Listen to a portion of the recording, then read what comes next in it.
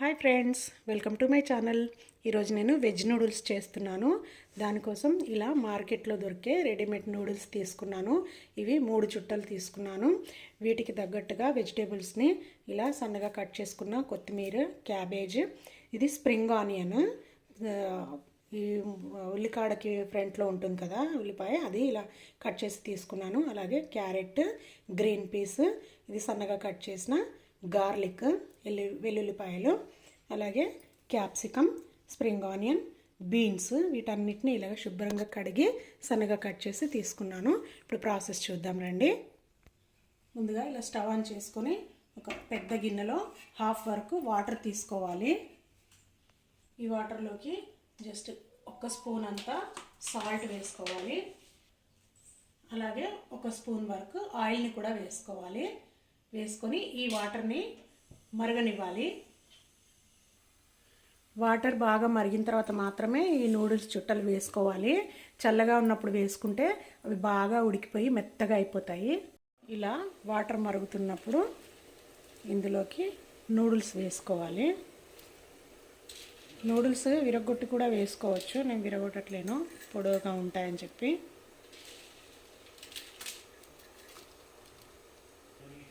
మంటను హైలో పెట్టే ఉడికించాలి వీటిని. ఇవి ఒక 80% వరకు ఉడికితే సరిపోతుంది, తీసేయాలి. ఎక్కువసేపు మొత్తం 100% ఉడకనిస్తే మళ్ళీ మనం ఫ్రై చేసేటప్పుడు మొత్తం ముద్దగా అయిపోతాయి. తెలుస్తుంది మనకు, ఒకటి కాస్త ఇలా పట్టుకొని చూస్తే ఎంత ఉడికింది అనేది తెలుస్తుంది.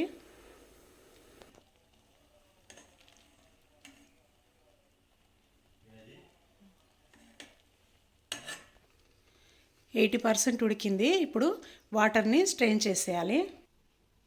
స్టవ్ ఆఫ్ చేసేసుకొని వీటిని ఇలా చిల్లుల గిన్నెలోకి ట్రాన్స్ఫర్ చేసుకోవాలి.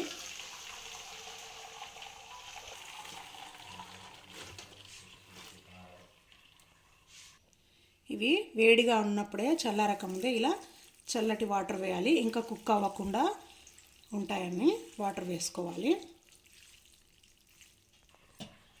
వాటర్ వేసుకున్న తర్వాత 1 స్పూన్ ఆయిల్ కూడా వేసుకోవాలి. ఒకదానికొకటి అంటుకోకుండా పొడి పొడిగా ఉంటాయి ఆయిల్ వేసుకోవడం వల్ల.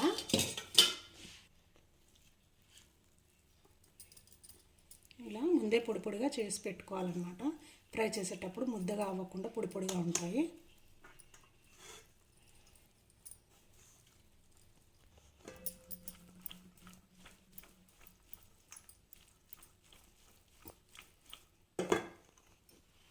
చూసారా, ఇలా పొడి పొడిలాడుతూ రెడీగా అయిపోయాయి. ఇప్పుడు నెక్స్ట్ ప్రాసెస్ ఏంటో చూద్దాం రండి.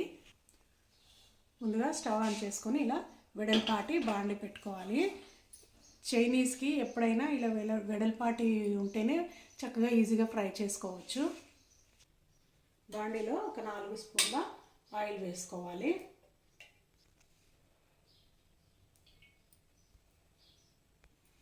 ఆయిల్ వేడెక్కింది, కాస్త జీలకర్ర వేస్తున్నాను. జీలకర్ర పూర్తిగా ఆప్షనల్, నేను ఫ్లేవర్ కోసం వేస్తున్నాను.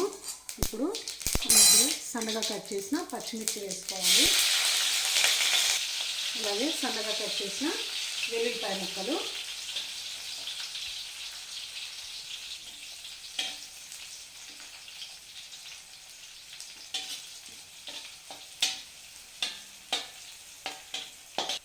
ఫ్లేమ్ని కాస్త హైలోనే పెట్టి ఫ్రై చేసుకోవాలి వీటన్నిటిని, అప్పుడే స్మోకీ ఫ్లేవర్ వస్తుంది.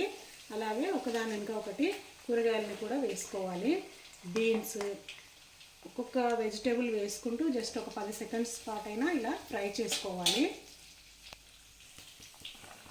గ్రీన్ పీస్, అలాగే క్యారెట్, ఇంకా స్ప్రింగ్ ఆనియన్.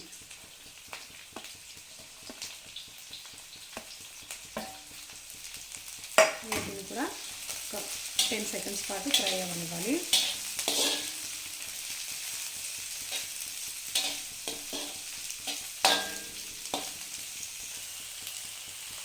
కాస్త వేగిన తర్వాత క్యాప్సికమ్ ముక్కలు,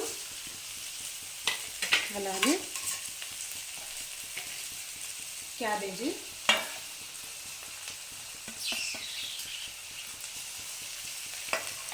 వీటిని కూడా కాస్త fry అవ్వనివ్వాలి.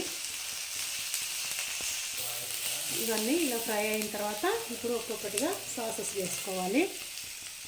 Tomato sauce, soya sauce,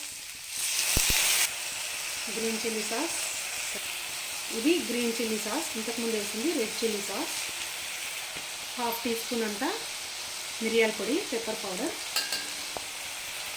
సాసెస్లో salt ఉంటుంది కాబట్టి కాస్త సాల్ట్ చూసి వేసుకోవాలి.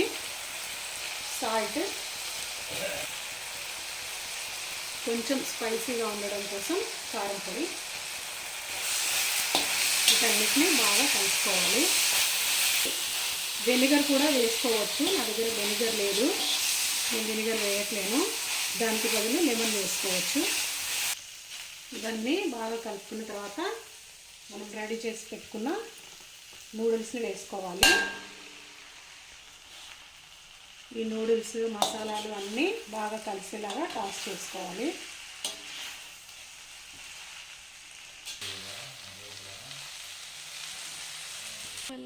ఇదంతా బాగా కలుపుకున్న తర్వాత ఫైనల్గా స్ప్రింగ్ ఆనియన్స్ అండ్ సన్నగా కట్ చేసిన కొత్తిమీరను చల్లుకోవాలి. అంతే, సర్వ్ చేసుకోవడమే. చూసారా పర్ఫెక్ట్గా వెజ్ నూడిల్స్ రెడీ అయిపోయింది.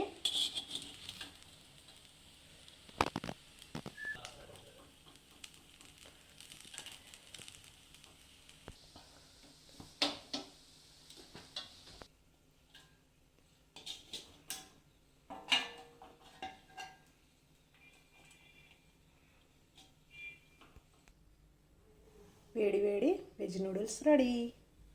చాలా పర్ఫెక్ట్గా కుక్ అయినాయి అండ్ పర్ఫెక్ట్గా ఫ్రై కూడా అయినాయి. టేస్ట్ అయితే అదిరిపోయింది. మీరు కూడా ట్రై చేసి మీకు ఎలా కుదిరిందో నాకు కామెంట్స్లో తెలియజేయండి. మరొక మంచి హెల్దీ రెసిపీతో మళ్ళీ కలుద్దాం. అంతవరకు బాయ్.